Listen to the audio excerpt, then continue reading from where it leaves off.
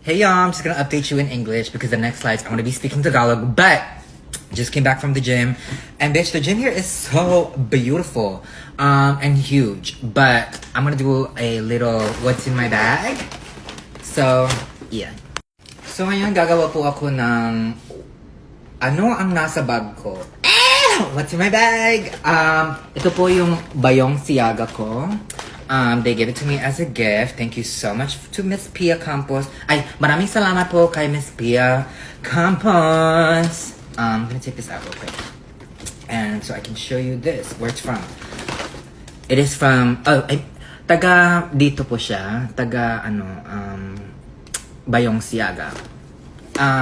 So, o-openin ko po na ngayon kung anong nandito.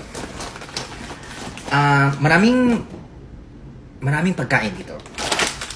Maraming piatos. Tapos isa pang piatos. Maraming nandito yung nasa snack videos ko na ing film ko. Kadwak ni BuzzFeed na ing film ko idi. Boy bawang. Nagrigat ang Tagalog. Tapos, meron po siyang pamaypay. Di nyo alam na alam ko yon.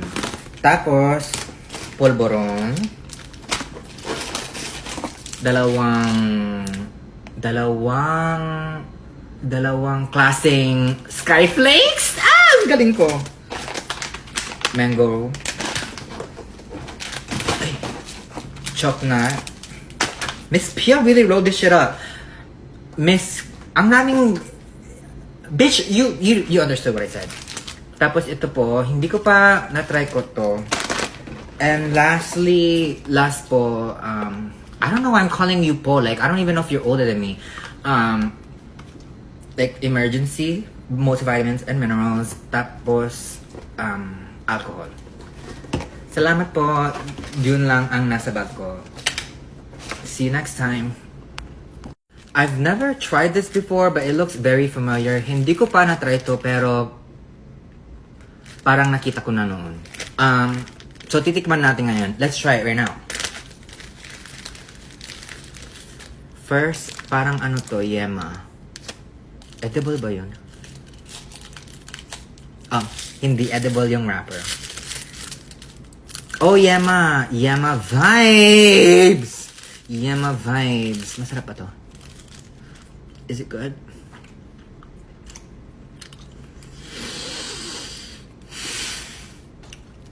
Mariel's pasalubong. Bitch, you ate that shit up, Mariel. Ano to? Pastillas vibes? I lied, actually. I tried all these before. It just looked, the packaging is just different.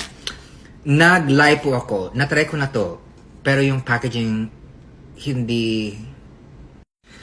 I got cut off, but I was saying, yung packaging iba. Tapos ito, masarap to, parang pastillas, pero ito, parang pastillas rin.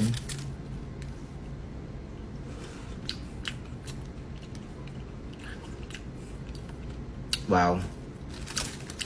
Masarap sila.